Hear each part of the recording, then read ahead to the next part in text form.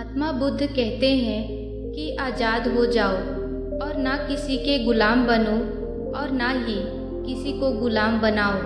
सभी को जीने की इच्छा है, सभी को स्वतंत्र जीने दो।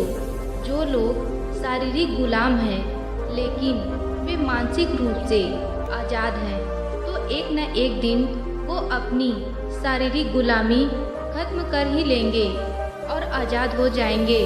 मगर जो लोग मानसिक रूप से गुलाम हैं, उनके हाथों में जंजीर भले ही ना हो, आज़ाद होकर भी वो गुलाम ही रहेंगे।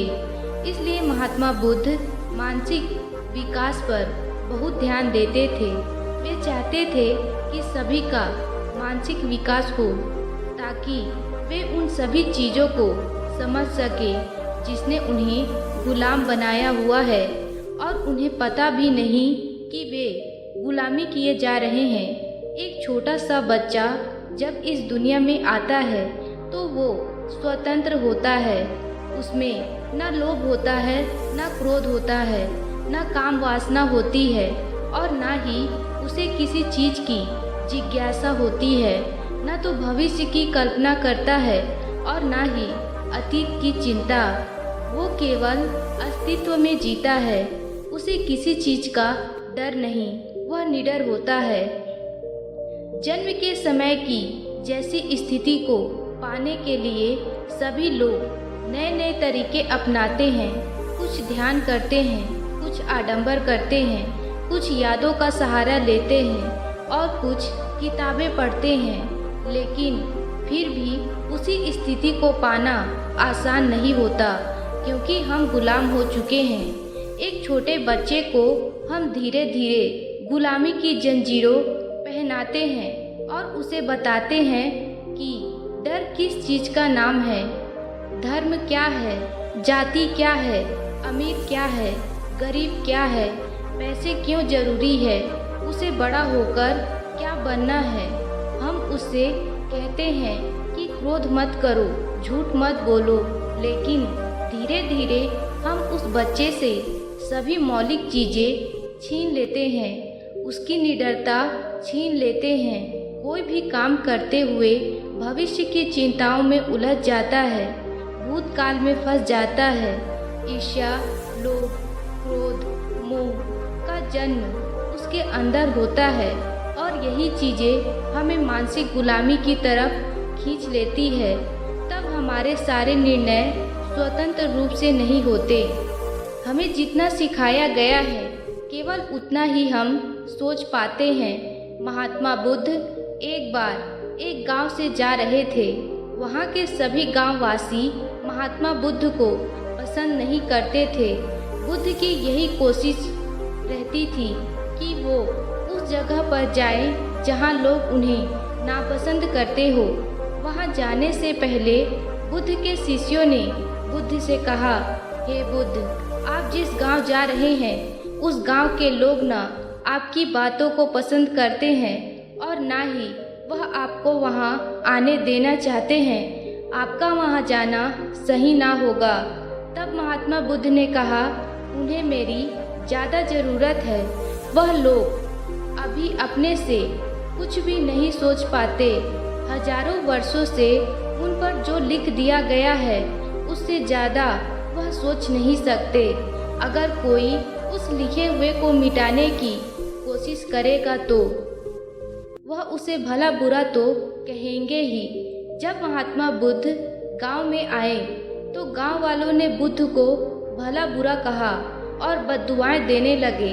महात्मा बुद्ध गांव वालों की बातें शांतिपूर्वक सुनते रहे और जब गांव वाले बोलते बोलते थक गए तो बुद्ध ने कहा, अगर आप सभी की बातें समाप्त हो गई हो तो क्या मैं प्रस्थान करूं? बुद्ध की बातें सुनकर गांव वालों को आश्चर्य हुआ। उनमें से एक व्यक्ति ने कहा, हमने तुम्हारी तारीफ नहीं की है, हम तुम्हें बद्दुआएं दे रहे हैं, क्या तुम पर इसका कोई प्रभाव नहीं पड़ता? बुद्ध ने कहा, जाओ, मैं आपकी गालियाँ नहीं लेता। आपके द्वारा गालियाँ देने से क्या होता है? जब तक मैं गालियाँ स्वीकार न करूं, इसका कोई परिणाम नहीं होगा।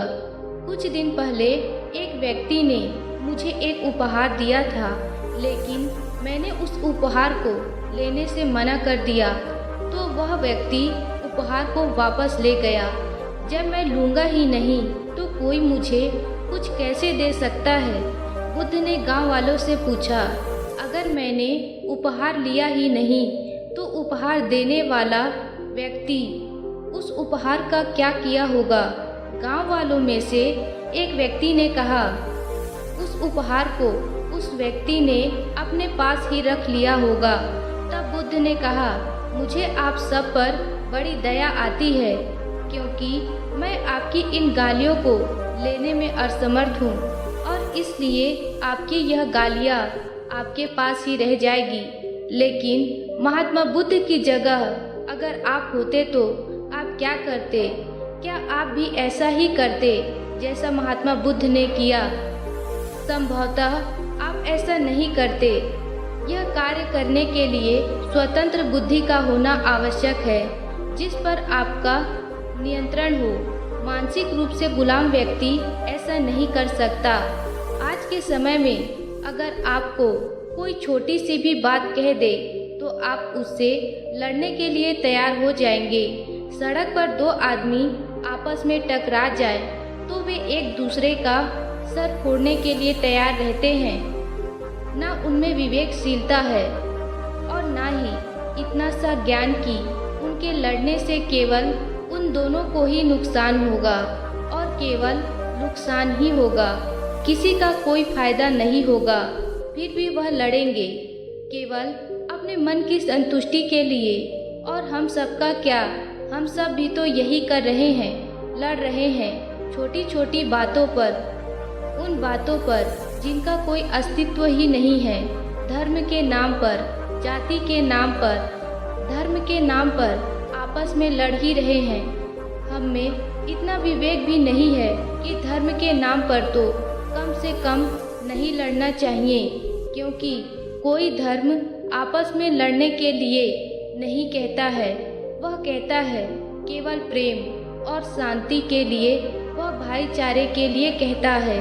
केवल जातियों के आधार पर लड़ना मूर्खता है, क्योंकि सब इंसान, सब मानव, सब जीव, सबके अंदर एक ही ऊर्जा है। क्योंकि सब इंसान है, सब मानव है, सबके अंदर मानवता है और एक ही ऊर्जा है। सबको समान आदर और सम्मान मिलना चाहिए। हम लड़ रहे हैं कर्म के आधार पर। मेरा कार्य श्रेष्ठ है, तेरा कार्य नीचा है। मैं श्रेष्ठ हूँ क्योंकि मैं श्रेष्ठ कार्य करता हूँ। तू नीच है क्योंकि तू नीचा कार्य करता है। यह गलत है। कार्य केवल कार्य होता है। अगर नीचा कार्य कोई नहीं करेगा, किसी को तो करना ही पड़ेगा, और जो करेगा उसे आप नीच नहीं कह सकते, बल्कि आपको उसका धन्यवाद करना चाहिए, क्योंकि जिस कार्य को आप नहीं कर सकते उस कार्य को वह व्यक्ति कर रहा है। वह अधिक सम्मान का अधिकारी है, क्योंकि वह आपसे अधिक साहसी है। अमीर गरीब का सब छीन लेना चाहता है ताकि वह सब अमीर हो सके, और गरीब अमीर से सब छीन लेना चाहता है ताकि वह अमीर हो सके। जबकि यह सब जानते हैं कि इस दुनिया में बहुत अमीर लोग हैं जिनके पास बेशुमार धन दौलत थी, लेकिन आज कुछ भी नहीं है। न वह व्यक्ति है, न वह धन दौलत है, सब खत्म होता जा रहा है। फिर भी हम लड़ते रहते हैं दौलत के लिए। हम सब जानते हैं कि ईर्ष्या नहीं करनी चाहिए, लेकिन हम सभी ईर्ष्या करते हैं। अगर हमारा मित्र हमसे आगे निकल जाए तो संभवतः हम ईर्ष्या जाहिर नहीं करते, खुशी जाहिर करते हैं, लेकिन अंदर ही अंदर हम चाहते हैं कि उससे वह सब छिन जाए। लेकिन इसमें फ़ायदा किसका होगा? क्या आपका होगा? क्या आपके मित्र का होगा? क्या किसी समाज का होगा? इसमें किसी का फ़ायदा नहीं है सिवाय नुकसान के।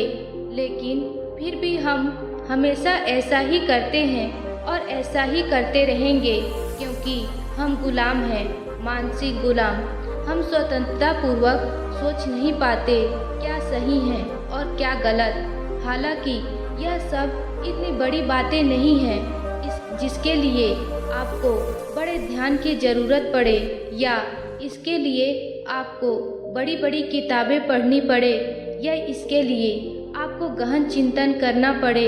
लेकिन फिर भी हम इन चीज़ों को नहीं कर पाते और हमेशा इन्हीं चीज़ों में पड़े रहते हैं क्योंकि हम गुलाम हैं। सदियों से चली आ रही सोच के हम हमारी मानसिकता को बदलने में असमर्थ हैं। हम जीवन भर उन चीज़ों को दोहराते रहते हैं जिनका बीज बचपन में ही हमारे अंदर डाल दिया जाता है और हमेशा हम गुलाम की तरह कार्य करते हैं। यह मानसिक गुलामी है जिसे महात्मा बुद्ध आज़ाद होने की बात करते हैं। प्यारे दर्शकों, अगर आपको कहानी अच्छी लगी होगी तो वीडियो को लाइक और चैनल को सब्सक्राइब जरूर कर दीजिएगा।